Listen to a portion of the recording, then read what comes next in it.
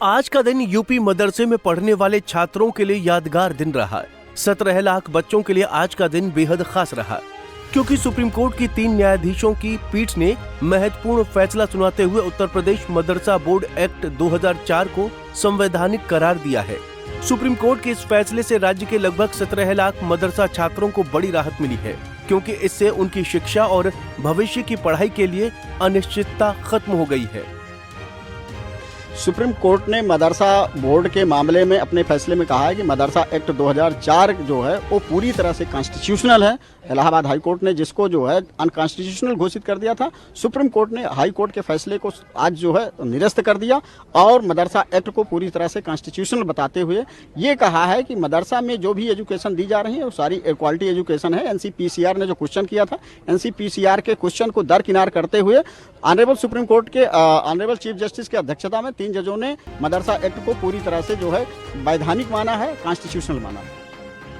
दरअसल Allahabad high court की Lucknow bench के फैसले को पलटते हुए सर्वोच्च न्यायालय ने यूपी मदरसा बोर्ड की संवैधानिकता को बरकरार रखा है। हालांकि कुछ प्रावधानों को छोड़कर अदालत ने उत्तर प्रदेश मदरसा शिक्षा बोर्ड अधिनियम 2004 की संवैधानिक वैधता को स्वीकार कर लिया है। इस निर्णय से ये साफ हो गया है कि अधिनियम का बड़ा हिस्सा कानून वैध और संविधान के अनुरूप है। इस निर्णय के बाद ये स्पष्ट हो गया है कि यूपी के मदरसे सुचारू रूप से चलते रहेंगे और उनकी संचालन प्रक्रिया को कानूनी सुरक्षा प्राप्त होगी। हालांकि अब इस पर कई लोगों ने खुशी जाहिर की है। हम लोग अभी जो सुप्रीम कोर्ट ने फैसला दिया है उत्तर प्रदेश मदरसा एक्ट के सिलसिले में कि वो अनकॉन्स्टिट्यूशनल नहीं है बल्कि कॉन्स्टिट्यूशनल है, और इलाहाबाद हाई कोर्ट के उस फैसले को रद्द किया है, इससे तमाम मदरसे से मुताल्लिक लोगों में खुशी और मसरत की लहर दौड़ी है। और जाहिर सी बात है ये यूपी मदरसा एक्ट उत्तर प्रदेश की हुकूमत ने खुद बनाया था, तो कोई भी एक्ट जो हुकूमत ने बनाया हो वो किस तरीके से अनकॉन्स्टिट्यूशनल हो सकता है। और फिर इस यहाँ यूपी में हज़ारों बच्चे और हज़ारों टीचर्स और स्टाफ इन मदरसों से मुताल्लिक़, और हम लोग बारहा ये बात कह चुके हैं कि हम लोग यहाँ मदरसों में इस्लामिक। देखिए, मैं सुप्रीम कोर्ट के इस फैसले का स्वागत करता हूँ, वेलकम करता हूँ। मदारिस अरबिया के लिए जो सुप्रीम कोर्ट का फैसला आया है, अगर से फैसला इसके ख़िलाफ़ आ जाता तो हमारे मदारिस अरबिया के ऊपर बहुत बड़ी इस वक्त एक अहम जिम्मेदारी ये थी कि उन लोगों को कहाँ एडजस्ट किया जाए जो मदारिस अरबिया में पढ़ा रहे हैं, और बेरोज़गारी का स्तर और बढ़ जाता। मदारिस अरबिया का अहम योगदान है, मुल्क की आज़ादी में अहम योगदान है। इसके अलावा मदारिस अरबिया ने हमें IAS, PCS, IPS, governors, ministers दिए हैं। और वहीं बीजेपी के विधायक सिद्धार्थ नाथ सिंह ने कहा कि हम सुप्रीम कोर्ट के फैसले का स्वागत करते हैं। सुनिए उन्होंने क्या कहा। देखिए, उत्तर प्रदेश मदरसा अधिनियम जो सुप्रीम कोर्ट में मैटर गया था, वो सुप्रीम कोर्ट का एक जजमेंट आया है और उन्होंने एक्ट को ठीक माना है, और उसमें जो भी टिप्पणियां और भी होंगी, क्योंकि अभी पूर्ण रूप से पढ़ा नहीं है क्या क्या चीज़ें हैं उसके अंदर, तो जब उसको ठीक से पढ़ लेंगे तो उस पर एक स्ट्रक्चर्ड जो रिस्पॉन्स होता है उस पर क्या कहना चाहिए जब ही देना चाहिए। तो क्योंकि सुप्रीम कोर्ट का है और सुप्रीम कोर्ट ने जो कहा है उसका सम्मान करते हुए हमें उसको और अध्ययन करना चाहिए। वहीं इस पूरे मामले के बाद सुप्रीम कोर्ट के फैसले पर मदरसा बोर्ड के पूर्व अध्यक्ष डॉक्टर इफ्तिखार अहमद जावेद ने कहा कि मदरसे के ऊपर कुछ लोगों की तंग नजरी थी। सुप्रीम कोर्ट ने मदरसा एक्ट 2004 को जो हाई कोर्ट का फैसला खारिज करते हुए उसकी वैधता को बरकरार रखा है। मदरसा एक्ट पहले की तरह काम करता रहेगा, मदरसे चलते रहेंगे, किसी किस्म का संशोधन नहीं होगा।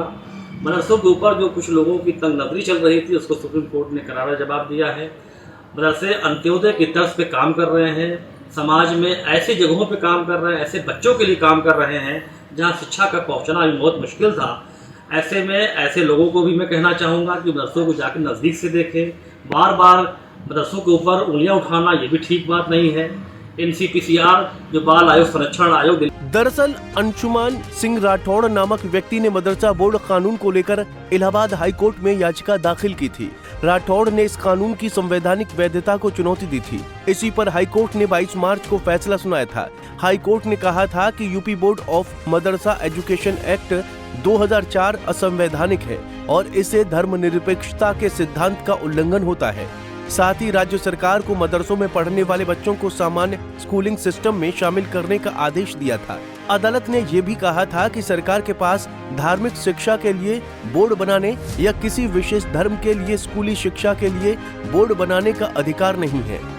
लेकिन सुप्रीम कोर्ट ने इस फैसले पर रोक लगाई और अब अंतिम फैसला सुनाते हुए मदरसा एक्ट को संवैधानिक घोषित किया है। CJI DY चंद्रचूड़ के नेतृत्व वाली सुप्रीम कोर्ट की 3 जस्टिस की बेंच ने कहा कि ये सही नहीं था। बता दें कि उत्तर प्रदेश में मदरसा शिक्षा को सुव्यवस्थित और संरचित करने के उद्देश्य से 2004 में एक विशेष कानून बनाया गया, जिसे यूपी मदरसा बोर्ड अधिनियम के नाम से जाना जाता है। इस कानून के तहत उत्तर प्रदेश मदरसा बोर्ड की स्थापना की गई, जिसका मुख्य उद्देश्य राज्य में संचालित मदरसों की शिक्षा को प्रतिबंधित और नियोजित करना है। इस अधिनियम में अरबी, उर्दू, फारसी, इस्लामिक स्टडीज, तिब्बत यानी पारंपरिक चिकित्सा और दर्शनार्थ जैसी पारंपरिक इस्लामी शिक्षा को स्पष्ट रूप से परिभाषित किया गया है। यह कानून मदरसों को एक संरक्षित पाठ्यक्रम के अनुसार संचालित करने का ढांचा प्रदान करता है, ताकि धार्मिक और सांस्कृतिक अध्ययन के साथ साथ आधुनिक शिक्षा का भी समावेश किया जा सके। उत्तर प्रदेश में करीब 25,000 मदरसे हैं। इनमें से लगभग 16,000 मदरसों को यूपी मदरसा बोर्ड से मान्यता प्राप्त है। इसके अतिरिक्त लगभग 8,500 मदरसे ऐसे भी हैं जिन्हें अब तक मदरसा बोर्ड की मान्यता नहीं मिली है। बता दें कि मदरसा बोर्ड उच्च शिक्षा के स्तर पर कामिल नाम से स्नातक यानी अंडर ग्रेजुएशन की डिग्री और फाजिल नाम से पोस्ट ग्रेजुएशन की डिग्री प्रदान करता है। इसके अलावा पारंपरिक शिक्षा में कारी नामक डिप्लोमा भी दिया जाता है, जो कुरान के पाठ और शिक्षण में विशेषता को प्रमाणित करता है। बोर्ड हर साल विभिन्न स्तरों पर परीक्षाओं का आयोजन करता है। इसमें मुंशी और मौलवी जो 10वीं कक्षा के समकक्ष है और आलिम जो 12वीं कक्षा के समकक्ष है के लिए परीक्षाएं शामिल हैं। इस प्रणाली से ये सुनिश्चित होता है कि छात्र न केवल धार्मिक अध्ययन करें, बल्कि उन्हें अन्य शैक्षणिक योग्यताएं भी प्राप्त हों, जो उनके समग्र विकास में सहायक हो सकती हैं। पंजाब केसरी टीवी के लिए लखनऊ से अश्विनी सिंह और अनिल सैनी की रिपोर्ट। हमसे जुड़े रहने के लिए हमारे YouTube चैनल को सब्सक्राइब करें और नई वीडियो की नोटिफिकेशन के लिए बेल आइकॉन को दबाएं।